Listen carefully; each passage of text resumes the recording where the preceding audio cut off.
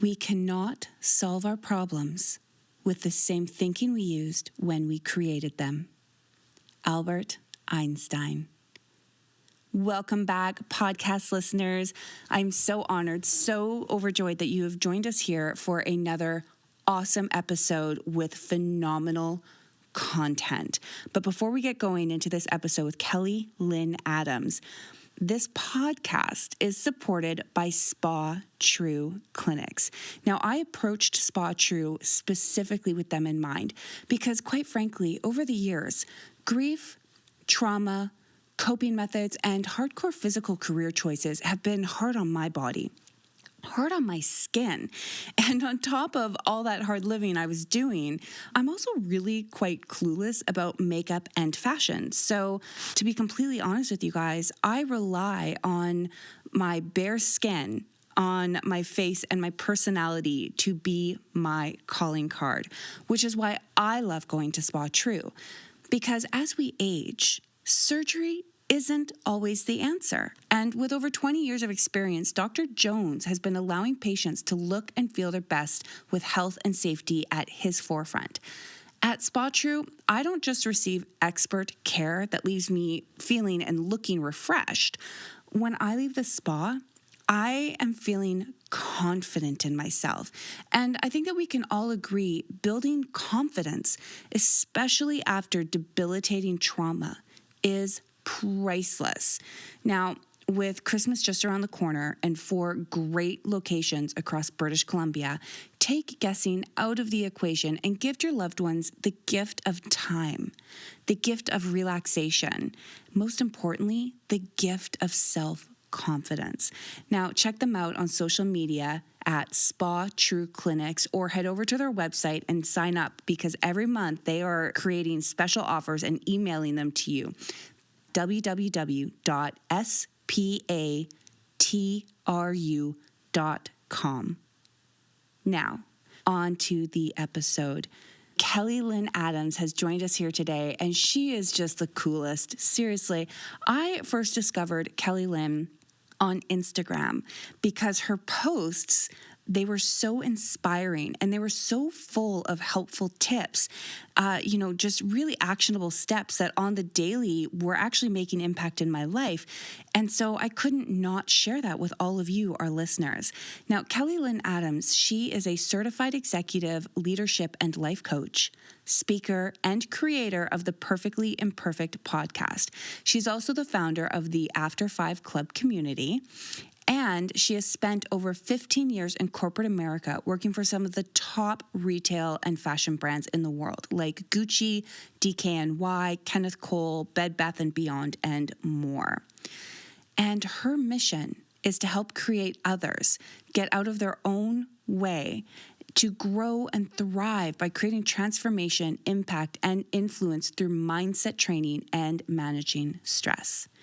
So you guys, I'm so excited.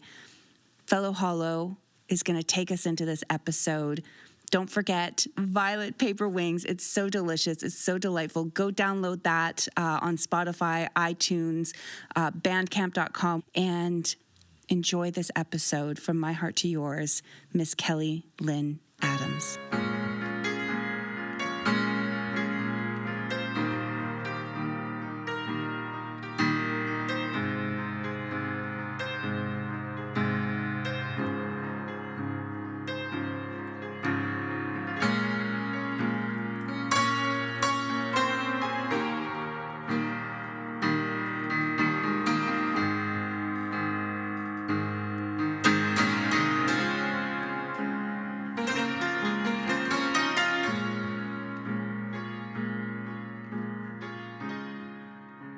Good afternoon, listeners. Rayanne here. I have with us just the most incredible human being, Lynn Adams. Lynn Adams, not only do you embody abundance and prosperity, but you are also a success and mindset coach, podcaster, and speaker. And it is such a delight to have you here. Thank you for joining us today. Oh my gosh, Rayanne, I am honored to be on this podcast. You are amazing. Amazing. Oh, thank you. I think I like to riff, as you know, we just kind of talked about. For anybody joining in, you guys know how I can get a little tangentially speaking over here. Shout out to Dr. Chris Ryan there. I really want to talk about today what you bring to the table, Kelly, is obviously success and mindset. Which is one of the main reasons I wanted to have you on here today. I know, speaking from my own experience, one of the hardest things to do is to engage and focus and shift vision into reality of change, and so I think we can all agree that pain not transformed often becomes projected. And I really want to encourage some breakthrough thinking. So I was just wondering if you could just start us off and tell us, number one, how did you come to this place of abundance? How did you learn to receive prosperity, and where are you at with setting mindset and coaching? How did you get to where you are? Yeah, it's a great question, and it's a loaded question. And I would say I get better and better every day, right? And, it's a daily process for me. It's pretty much like taking a shower or brushing your teeth, right? It is just a daily practice. And what I will say is, sometimes it's easy and sometimes it's hard, and it doesn't have to be hard, right? Mm-hmm. Receiving is really amazing. And I have found myself, it's kind of like when you get to a new level, there's like a saying, new level, new devil, right? Mm-hmm. And we have to constantly, for me, this is what I do for myself and my clients, is we have to constantly watch what we're consuming. And when I say consuming, it's like consuming on all levels: what we're watching, what we're listening to, who we're surrounding ourselves with, the environments we put ourselves in. Like every single thing, we have to be so mindful of where we are and who we are being. And it's also a lot of unlearning and then reprogramming.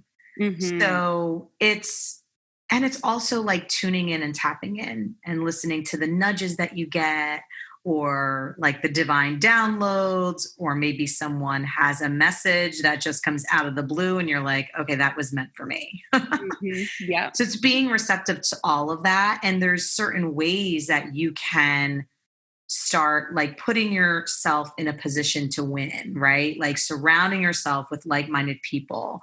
I had to divorce a lot of people in my life, right? And then other people just kind of like would like be let go of, right? They weren't coming around, or I wasn't hearing from them much, because I was elevating and I was moving up.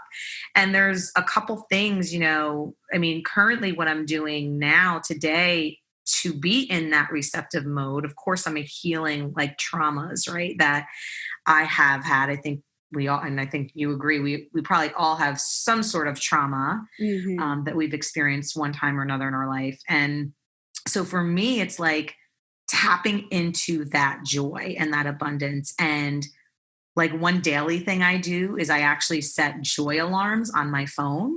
So I'll set like 3 or 4, literally alarms. And when they go off, I literally have to celebrate life. I have to, and I don't like the word have to, I get to celebrate being alive. I get to celebrate dancing to my favorite song. I get to, a celebration that like, I just go like fucking crazy, and that's one thing that really helps my receiving. And also I do mirror work. So I don't know if anyone's familiar with Louise Hay. She has a book called Life Loves You. Totally recommend it. And she talks about how powerful mirror work is. So looking at yourself in the mirror and simply saying like, I am worthy, I am powerful, I am enough, I am sexy. And doing it to the point where you actually embody it. And there's been times where I'm literally crying like a baby and still saying those things to myself in the mirror.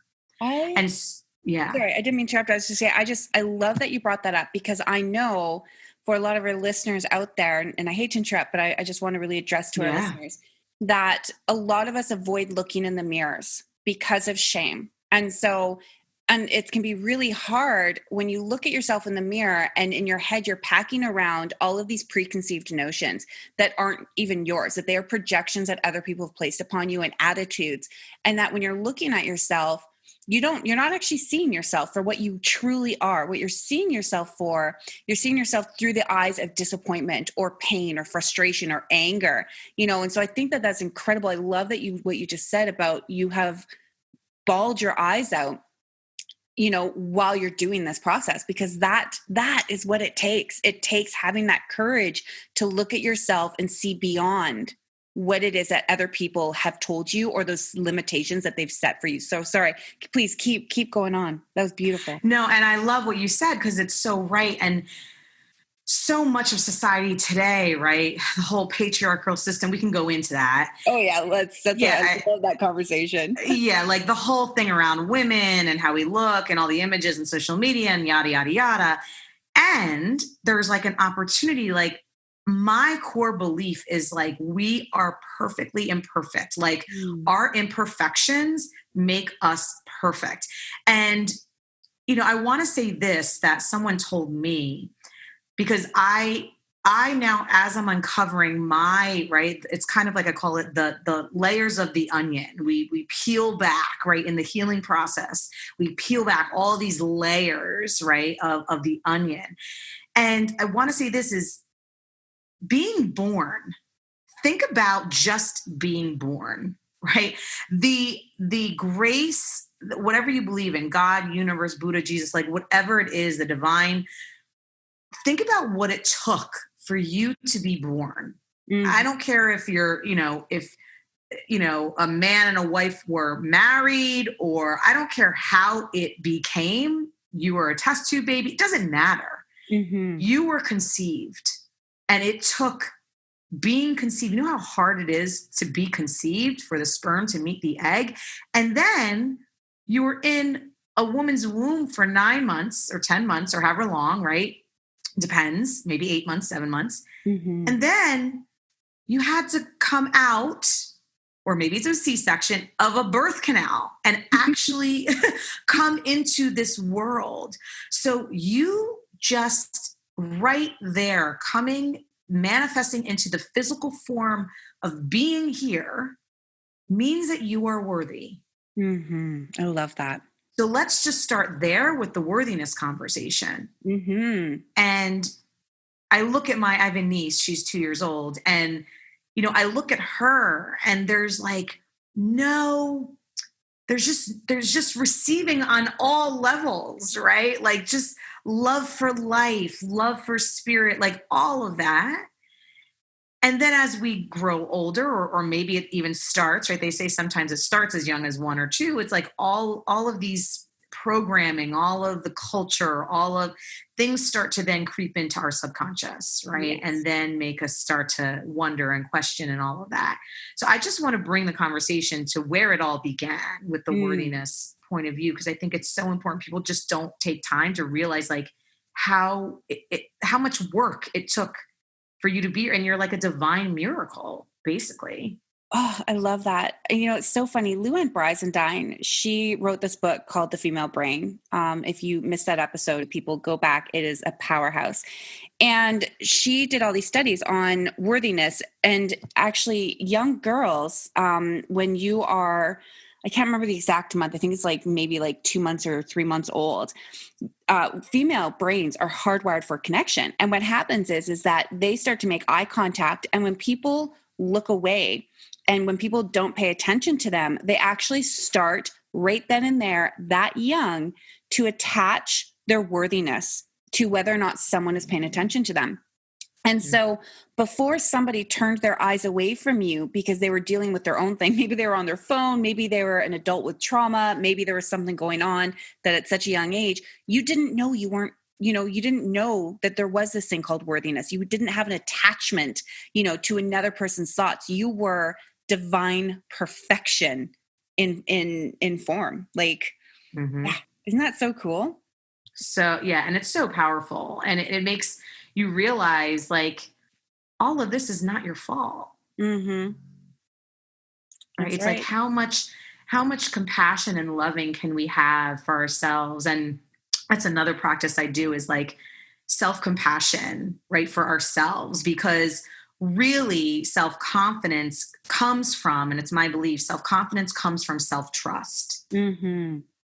And when we don't trust ourselves, and it could start with the little things, and I'm guilty as charged, right, of saying something we're going to do and then not following through, Yes. right? That subconsciously, it's like, oh, like I said that I was going to do that. Like it could be working out, or it could be waking up at a certain time, and we don't keep our promises to ourselves, right? Mm-hmm. And so, and it's like just being also compassionate, like, okay, like this is where I'm at today, and just letting it go, right? And knowing that, you are divine, perfect, and whole and complete, and a work in progress all at the same time.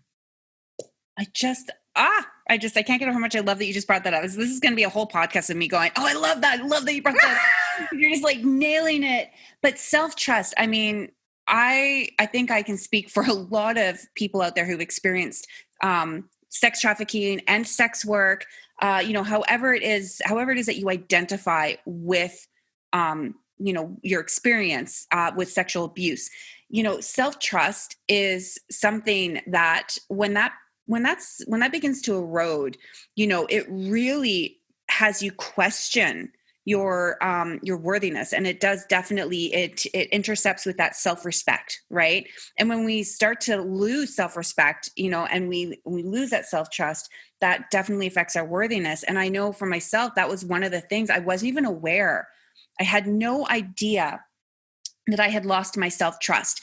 But what I do remember, especially when I got off the streets, is I didn't trust my own reactions. And I had a friend out there, shout out to my girlfriend Calendar, and she's so amazing. She talks about her having bipolar. And I used to call her up and I used to say to her, can I trust this feeling? Can I trust this reaction? Did I overreact here? Because I was in such a state of chaos, internal chaos, that I couldn't trust myself to make or to have appropriate reactions, or to respond, to a situation without either blowing it up or retreating inwards, in order to escape whatever feelings it was that was causing me to feel discombobulated. So I'd love if you could expand on self-trust, because you brought it up so beautifully, and then I interrupted it all to hell with my input. No, and I love that point that you made. And that's coming right from the sex trafficking world. And what I will say is I have experienced it in the corporate world, right? Like rising to the top of the corporate world, where as a woman, whether it was being harassed or bullied or gaslighted or being, second guessing myself, so it can happen in any in any area where you don't, right? It's like people are making you think that your reactions or your feelings or your intuition is not right. Mm-hmm. And so I think it can be like there's some people that are radical and can do, you can change in an instant. And then for some people it takes, some time and some processing and some unlearning and healing. So I think it depends on what type of person you are and how deep, right, the programming and the wound is. And I know for me, it's like really what helped me again, it was like tuning back into like who I was and always trusting like my gut and trusting that intuition. Because when you have a hit, and I always say like your intuition, like that bitch knows herself, like because because it's true. It's like there's a saying like that. And it's like, why don't we listen? Because so many times like has been programmed, right? Of no, you're wrong, or no, that wasn't right, or second guessing. And it's like, no, like whatever you feel. And that's what I would say, whatever you feel, whatever internal hit, even if you get the hit and you're not listening, just be aware of it. Mm-hmm. I think the awareness is key. Like if you're aware, because there's many times where I was aware of it and I wasn't listening, but Yes. I knew. And that's okay because it starts with the awareness. Yeah. And I would say just start small, right? Like start small with like, what can you do? Like, is there one thing that you can maybe hold yourself accountable, or is there some place where you need to tune in? Because that intuition, that gut feeling, that little divine nudge you're getting, you are getting it for a reason. And to listen to that.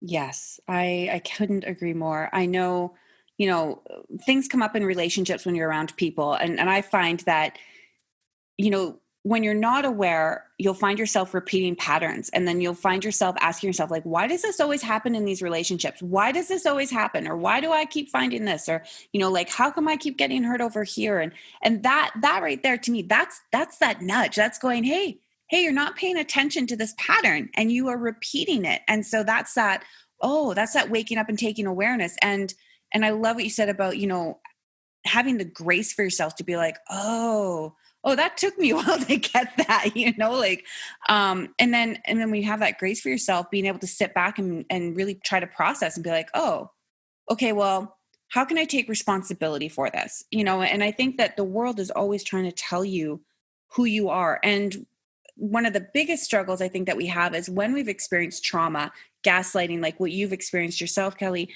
we tend to step into this reactionary state where we are, on automatic, and we have had so many hits that we tend to jump to the next thing without processing that information. And again, that's really where that, if you see yourself reliving these patterns, step back and ask yourself, like, whoa, where did this come from?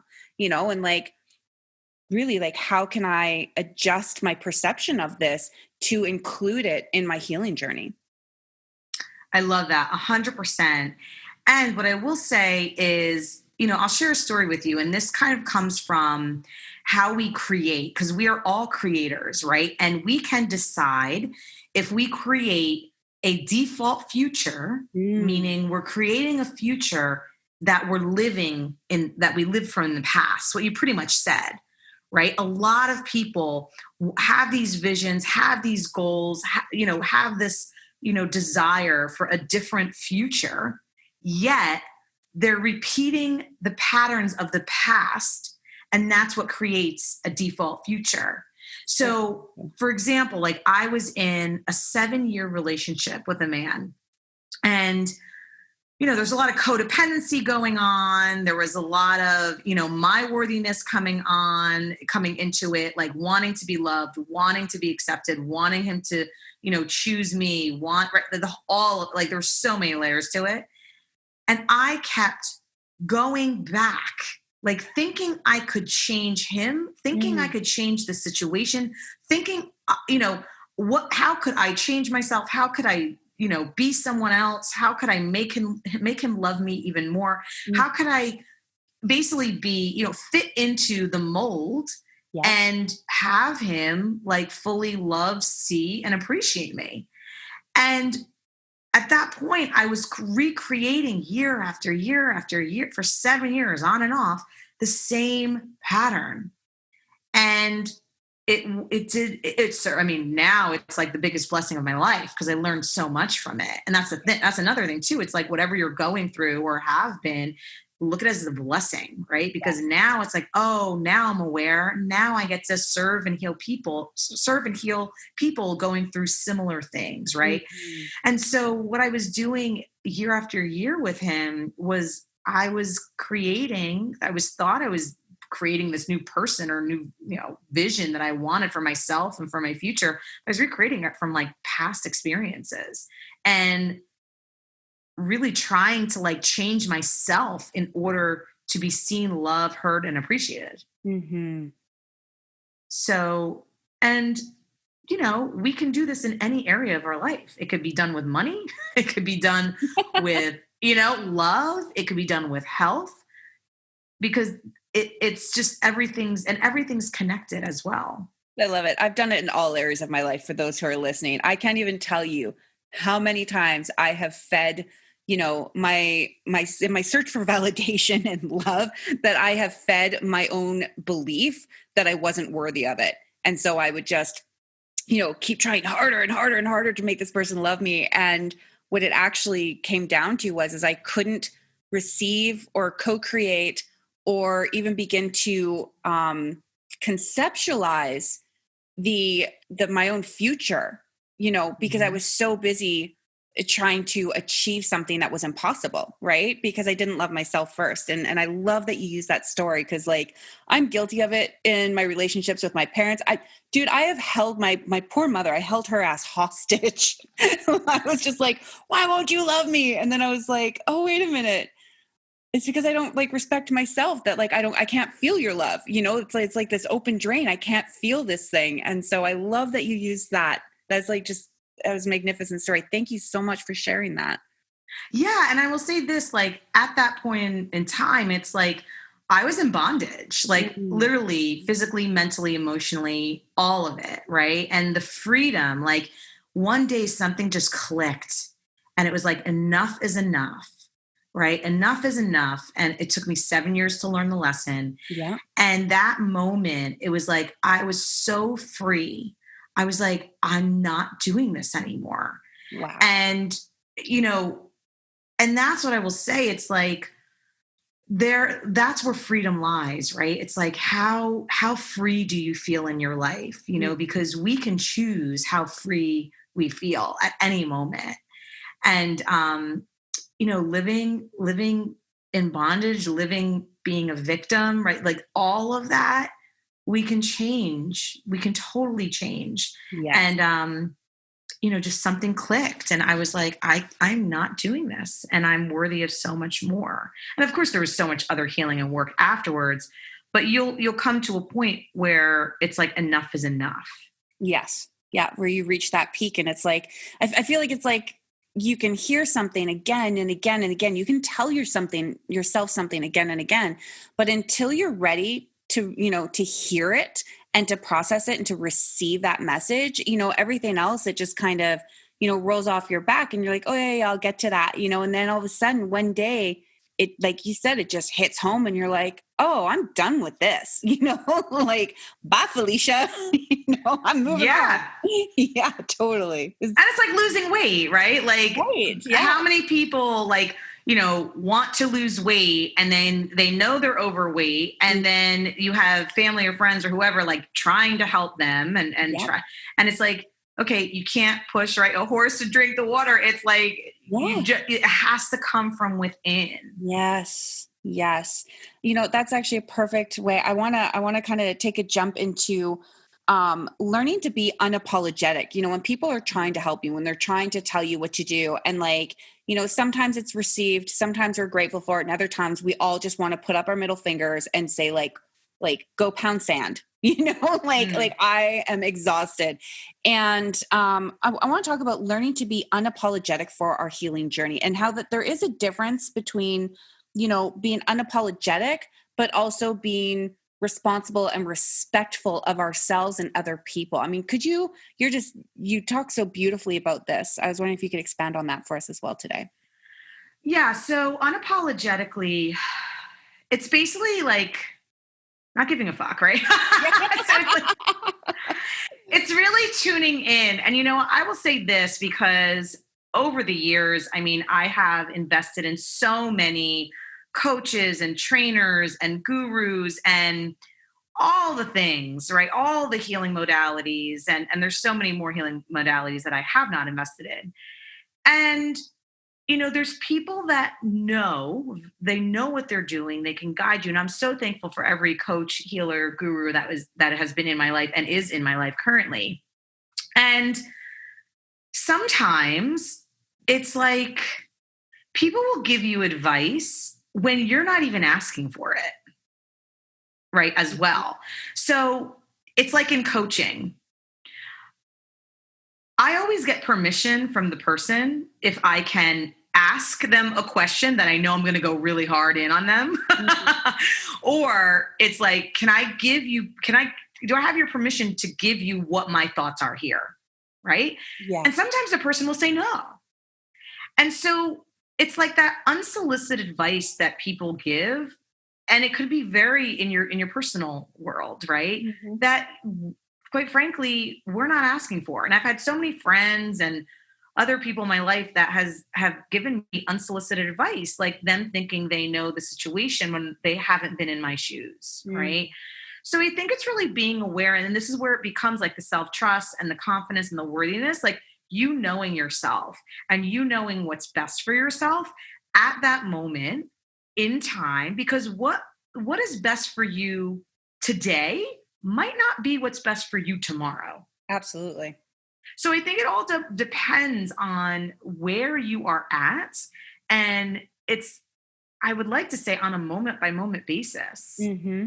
and not being okay with not, sometimes it's like being okay with not being okay too. Yeah. Right. So it's really unapologetically knowing what's right for you and taking a stand for it. And sometimes, if you get advice from someone else, it may hit a chord with you and it may not. I would say take what you need and leave the rest. Love One that. of my coaches had said that, and she's a motivational speaker, a New York Times bestseller now. And I would always love that she said that whenever she spoke to a group of audience. She's like, anything I may be saying to you may not resonate at all, right? Like take what you need and leave the rest, because what resonates with you right now that you are going to be taking from someone is what you need to hear for your healing, for the highest good of all concerned. Mm-hmm. I love that. It's a perfect place to step into vibration. Absolutely. Like right there. Yeah, if you're emitting that vibration or you're on that vibration and you're ready to receive that information, but sometimes you aren't, and I love what you said, and it comes back around again too, if you're not ready to hear that thing, or if it's not going to apply to you, healing, in my opinion, this is just me, I consider it a spiral journey, right? Where you revisit something and you hit it at a deeper level every single time you come back to it, and that's okay. And so maybe whatever it is that they're saying to you today, maybe that was something that you heard 10 years ago, or maybe it's something that you need in 10 years in the future. It's okay to let that go and to be unapologetic about, thanks, but no thanks, right? Like choosing to be unapologetic for how you heal yourself. Well, I think that requires such a level of self-respect, right? Because you're standing up and you're saying, no, it's okay that I don't take your information. And I'm guilty. You're better at this than I am. I'm so guilty of giving unsolicited advice. I'm just I'm bad for it. So can you tell me, how is it that you came to a place where you were able to give when people were ready to receive versus, kind of emotional downloading on them? Well, I will say I'm not 100% today. I mean, the people I care the most about, my family, I will give I will give them advice whether they're ready or not to hear it. And I just classify that as tough love. So no, I'm not 100%, with that, Brian. So but I would say, it's a practice. I think for me, there's definitely areas where I will get triggered, with the people that I love the most. And I'm like, no, I'm telling you this for your best interest, and they can't hear it. Right. So it's, and then also sharing my opinions on what I stand for, right. On different things going on in the world today. And quite frankly, not everyone, right. We know what the world is going through. So I would say, it's be gentle and be patient with yourself, and always asking. My two things is I always ask, and I always this is my go-to, always get more curious. If you're ready to give advice, maybe ask a question first. Love that. Tell me more. How does that make you feel? Right. So that helps you, to not really give unsolicited, but sometimes, let's face it, our emotions take over. And if we're really strong and passionate about something, or we care for someone really deeply, we may go there. And that's what being human is about too, right? We're not robots. I wrote this in a blog post I did recently. It's we're not robots, we're human, right? And nothing's wrong with us. We're gonna mess up. We're gonna make mistakes. And we also get to choose whether we are in a suffering, right, state of mind, or Mhm. whether we perceive, pain as real pain, So I think it's all a matter of, like, again, I'll bring it up, the grace, the ease, the flow, the space, the self-compassion, and just, yeah, like getting more curious, rather than coming from it from a reactive standpoint. No, I absolutely love that. And I think too, like the place that you're coming from that you're talking about for me is I think when you're able to step into that, when you're able to ask other people, like, do you have the emotional bandwidth to hear what I'm saying to you today? Hmm. I think that stems from, also knowing when you yourself have the emotional bandwidth to take on what somebody's trying to share with you, right? And I think that curiosity about yourself is such a, I think that's something important that people really need to deep dive into, right? And you need to get curious about your own reactions, your own thoughts, your own feelings, and like, well, hey, where did that come from? And like, hey, maybe I should kind of throw a stick in there and wiggle it all around and do a little pot stirring dance, like let's shake things up and get curious about ourselves so that we can in return be curious about others, right? Hmm. Yeah. Yeah, because like the whole thing, and we were talking about this right before we got on, it's like everyone has their trigger points or Hmm. their pain points. And, some people hurt people because they are hurt. Yes. Right. So we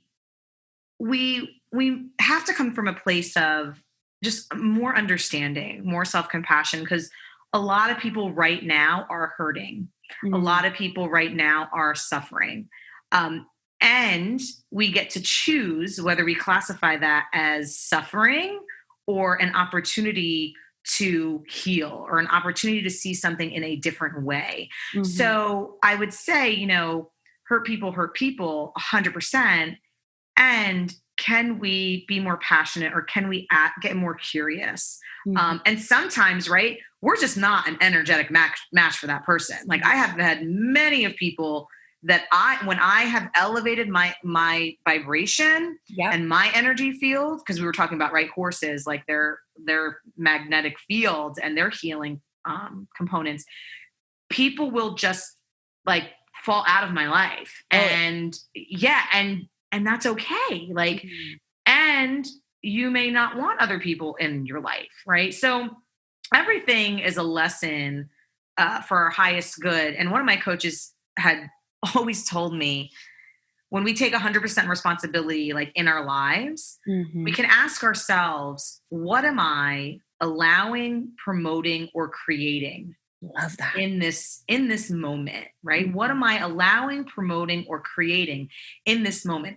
And the question is not to bring shame to you. The question is just to get more curious, like, is there anything that I may be promoting, creating, or allowing in this situation that I could shift, or Mhm. that maybe I don't want to feel, or I could, right, take 100% responsibility in this area, or maybe even take 5% more responsibility. So that's just like another empowering question that you can ask if you find yourself like kind of reliving that default, future or default Yes. past. Yeah. I'm famous for saying like what when people fall away, sometimes you also have to ask yourself, am I the one with the toxic behavior?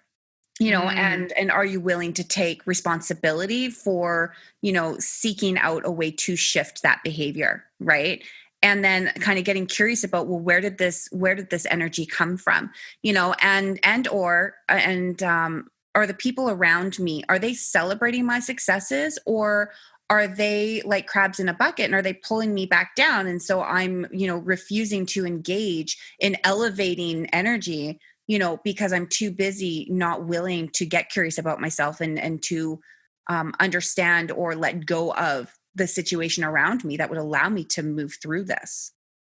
100%. And what I've learned about celebration is, celebration is like of others, Mm. and also celebration of yourself. Like Yes. I've had so much worthiness stuff. Like I wasn't celebrating my wins. Like I was just like, oh, that's great. Okay, now what's next? Right. And I wasn't truly embodying and like really celebrating even the smallest things, like celebrating waking up, like today, like breathing, like that you have all your maybe organs or limbs or what, right? Whatever it is. And also not celebrating others, right? Because maybe you feel jealous or envy. And that will sometimes come up. I mean, I just got triggered 2 days ago, right? With someone's success.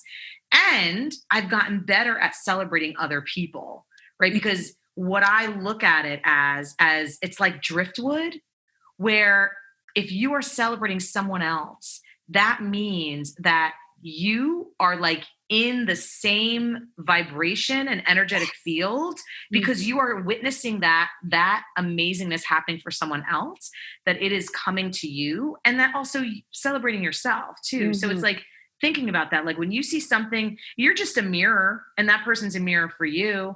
So it's like, it's kind of like you're looking in the mirror at them being like, oh my gosh, like that's what's possible. That's amazing. That's driftwood. It's coming to me.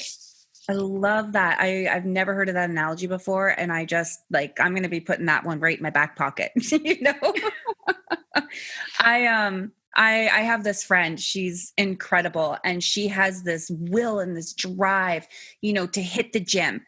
And I used to find, and this is like in the past, like I found myself and her and I had talked about this, so I'm comfortable speaking about this on the podcast, but you know, I was so jealous of her drive and her ability to put everything else aside and focus on herself, you know? And so we actually drifted away, and I consider friendships, you know, to be like the tide, you know, they ebb and they flow. Right. And so it's okay to kind of recede back when you need to do some healing, and then kind of move forward again when you're in a better position to be a better friend.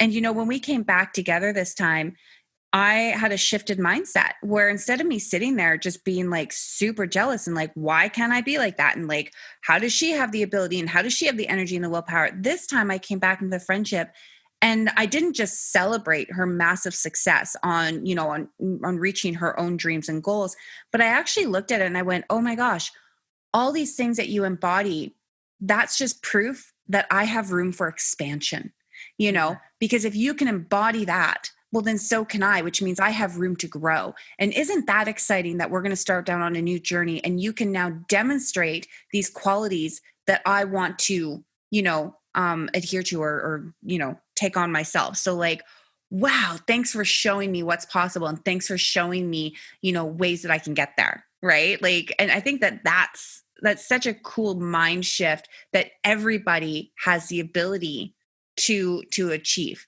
right? To aspire to. Yes. And it's not always going to be like sunshine, roses and flowers, right? Oh, and shit, no, it's a miserable rat race getting to that vibration. Oh yeah. And it's like, I would say like, I like vibrations as like different levels, right? Because I just got triggered by someone, like I said, 2 days ago. And yet like today I celebrated these 3 amazing women in my life that are up to incredible things, right? So it's like, wow, okay. So it's all like, it's being in the light and the darkness. And like when you're in the darkness and when you're in that victim, like she's no better than me, like I can do it, like man, like all that, like can you love yourself even more? Can you go in the mirror, you know, and say you are worthy, you are enough, and really embody that when you're sitting in your shit? Absolutely. God, I can't even tell you. I've sat in my shit till I was all kinds of pruny. Like we're talking years at a time. I've just been like miserable about life in general, you know, so don't be afraid to wallow in it, because sometimes that's what it takes, you know, that lotus flower saying, right? Exactly. Oh, that's so awesome. I love it. What are some daily actionable steps that you could give to our listeners? So if they're just beginning on this journey, if they're halfway through this journey, like what are some things that have helped you get to where you are that they might find just as empowering? Yeah. So there's a couple things. And again, I'll preface this, like take what you need and leave the rest, right? Because there has also been kind of cycles in my evolution where I'll do one or two things like for 3 months or a couple weeks, and then I'll shift, right? So tune into what feels good for you now in the moment, and then you shift, right? Because we're always evolving. So a couple things, and I'll kind of just go down the list of what I'm currently doing. One, I am just getting still for like 10 minutes or a couple minutes, right? Just like with breath work, with maybe it's even also getting outside or just like, meditating for 10 minutes. Number two is like, I'm getting outside. I'm getting in nature, because there's something in nature, whether that's like sitting in the grass, sitting, back against a tree, looking at the water, whatever it is, like getting outside is so healing for me, and just healing for everybody. The third thing, I already mentioned it, is I set up joy alarms every single day, at least like 4 joy alarms in my phone. And whenever they go off, like for a minute or 2 minutes, I have to just celebrate and just go ballistic. And whether that's dancing to a song, jumping up and down, like whatever it is, to get my energy level, like I just won, I don't know, $10 million or something crazy amazing happened to me, because it did. I'm putting that one too. Yeah. On my phone. Yeah. Create a playlist. Like, like today, like one of my songs was, from Prince, it was like, oh yeah, I remember Prince. I just like was like dancing around like a mad woman. Then the other thing is, being grateful. Like, first thing when I wake up in the morning, I say literally, I'm grateful for my eyesight. I'm grateful for hearing. I'm grateful for no pain today. I'm grateful for the breath. I'm grateful, so anything, having to do with gratitude, some people will write it down. A practice that I was doing about 2 months ago is I was journaling every day. Yeah. Right now I'm not in that space, but people can do that too. Another thing is now this may sound kind of like, what? That's kind of like, it's not like happy, joy, lucky. I literally do primal screams. I love those. Oh yes. Yeah. So I literally, like when I was triggered 2 days ago, I literally put my face in a pillow and screamed my head off.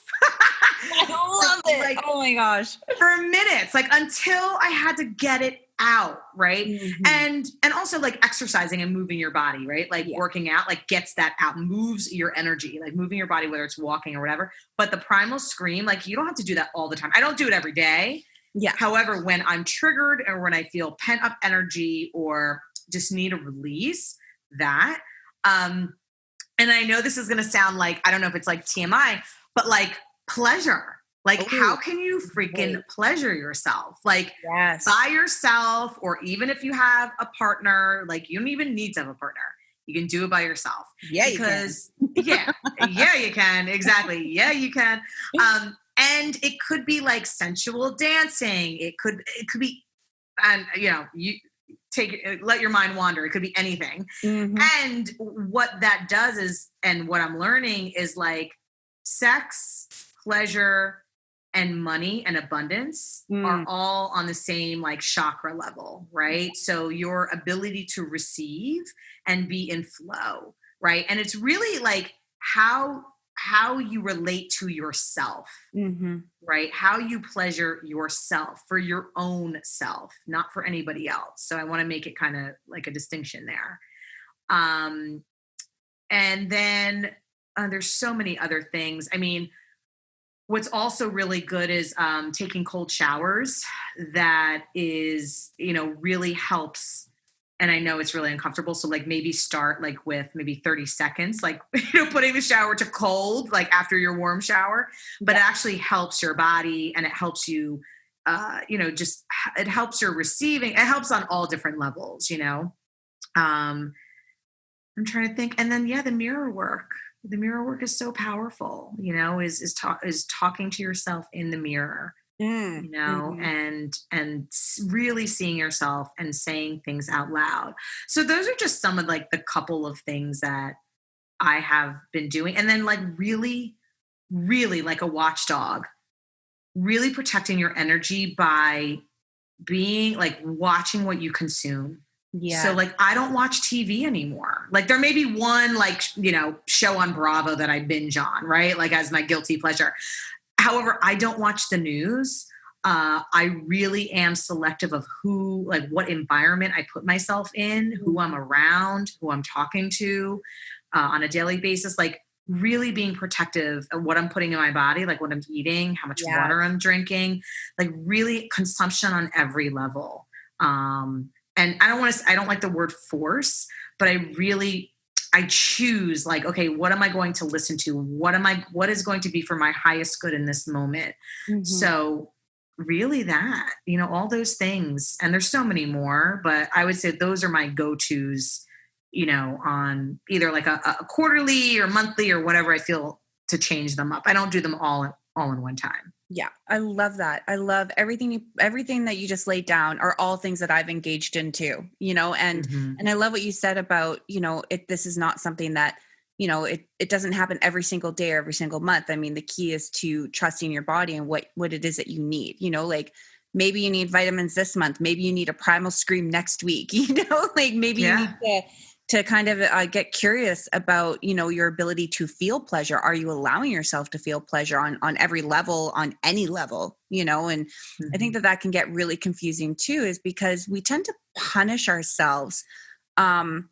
And this is something I don't know if I've ever brought this up before, but maybe this would be a curious conversation for you and I to get into, which is, when we get upset with ourselves, I've heard, and I can't remember who did the study, but we tend to take over the punishments that were put upon us as children. So like, maybe you were ignored as a child, or maybe your parent used to take away something that you loved as a child. And so when you feel disappointed or upset or lose trust in yourself, you take away these things that actually bring you joy and pleasure, and you deny yourself the reward for just being, right? I mean, have you experienced that? Have you ever caught yourself denying yourself the pleasure for just being who you are, and then instigating, say like an old, whatchamacallit,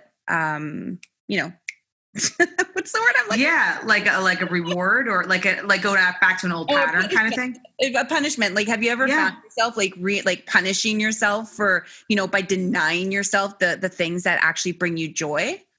Oh my gosh, yeah, like tons of times. Yeah, tons of. I mean, I'll share a story. Like one time in corporate America, I was working for a very like high-end company because I worked in the fashion industry. So I worked for all these different labels and everything. And I would work and work and work, and I had no pleasure. I stopped dating at a point. I stopped having fun. Like all I was doing is working, eating, and sleeping. Like I would get cars home at midnight and I would go back in the office at 7:30 in the morning. Like there was no fun, no pleasure. And I was doing that because it was like, well, who am I to experience pleasure? My worthiness was, okay, I'm worthy. The harder I work and the more accolades I get and the more pat on the back and, from higher management, CEOs, CFOs, and the more acknowledgement and the love, because that's where, right, I was seeking the love. Right. The harder I worked, the more worthy I was. So there was no time for pleasure. I don't think I wasn't having sex.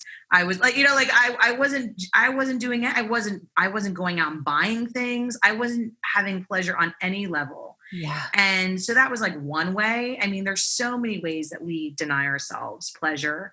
And there's also something called the upper limit problem, right? Ooh, So the upper limit problem, and what's his name? They wrote The Big Leap. It's a book with a fish jumping out of the fishbowl. I think it was Gary Hendricks. Okay, The Big Leap. So it talks about this upper limit problem and the big leap of really like you can actually physically get sick when you're experiencing all of these like when you're receiving too much that you can't, their body and mind can't hold. Like your receiving container cannot hold it. So all those things that I just said, the joy alarms, the getting in nature, the finding pleasure, like that actually increases your ability to receive and holding your container big. This just happened to me actually a couple of weeks ago where I was invited and acknowledged. I was in a national magazine. I was invited to. Congratulations. Thank you. I was invited to their VIP party, invitation only, a couple hundred people there. Then my podcast hit 100 episodes. Then I had there were so many good things going on in the span of 2 weeks that I saw it creeping up. Like, I was like, oh, I don't want to post on, social media another celebration. Like, who am I? Right. And it was like, Kelly, no. We're not holding back the light. Right. And because, it was the celebration. So it was like, okay, as I'm starting to open my and really increase my receiving container, because we all have that certain limit that we receive so much, and then we can't receive anymore. That's why you will hear people that win the lottery. They win the lottery, but if they are not used to having $2 million or being able to hold, say, $2 million in their consciousness or their energy field, a lot of them spend the money or go bankrupt or whatever, right? That's why you hear a lot of these people win the lottery and they don't have all the money a couple years later. So that's what I'm talking about, is that we hit this upper limit problem of we can only receive up to a certain limit. And then as we're healing and as we're leveling up, we may physically get ill, right? We may have a cold or a migraine. However, it's like we can expand our container and our body to receive more the more we celebrate, the more we work on ourselves, get out in nature and do some of the things that I listed, really to help elevate ourselves and our consciousness. I know I'm getting a little woo-woo right now, but I mean, that's pretty much. I love the woo. I'm a woo girl, so it's all good. It's all good. So, yeah. So it's interesting. So I invited her to get that book, The Big Leap.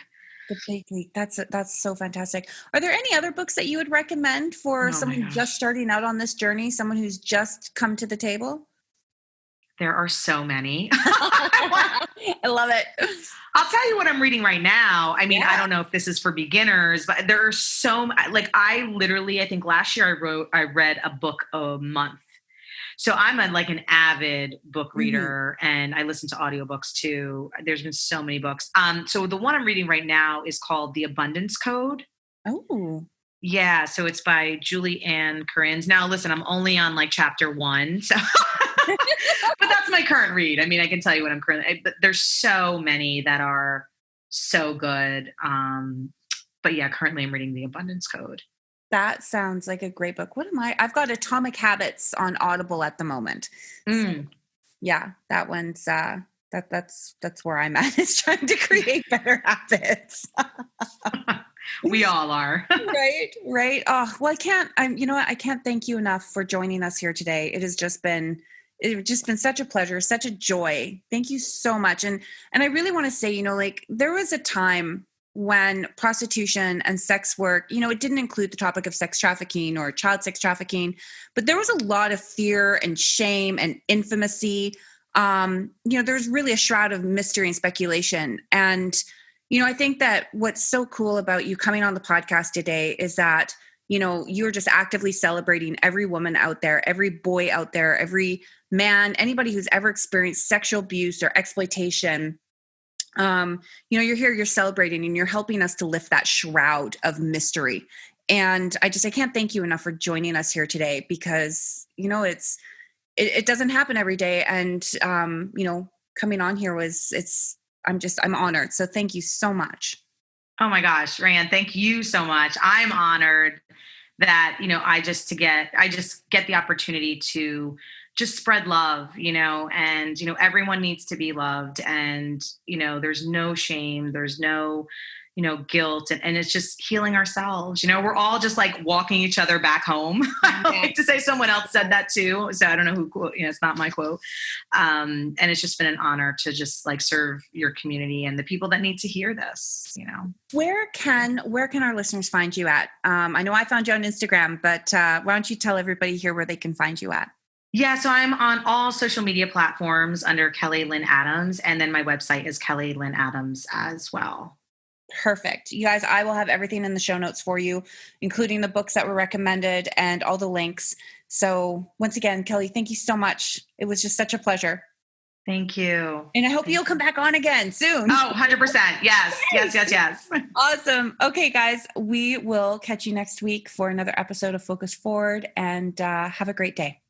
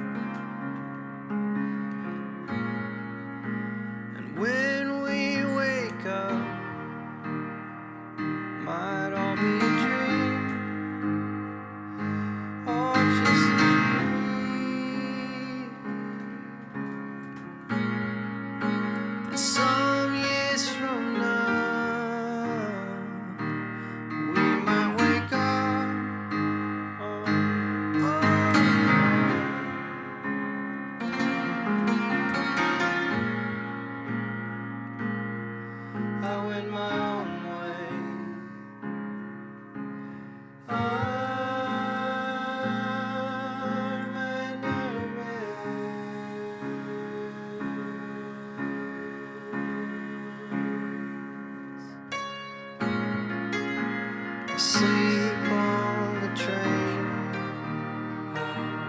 Adelaide, all sweet and afraid.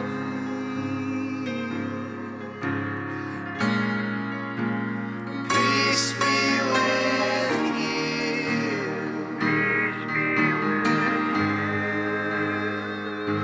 Wherever you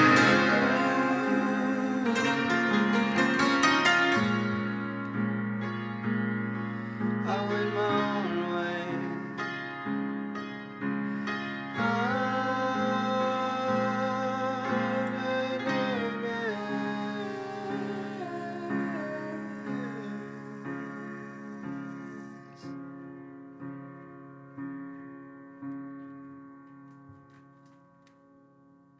Disclaimer. This podcast is for informational purposes only and does not necessarily reflect the opinions or viewpoints of the host, producer, other guests, or sponsors. I, Rayanne K. Irving, am not, nor have I ever been, a doctor or therapist, and none of what I say is intended for professional or medical advice.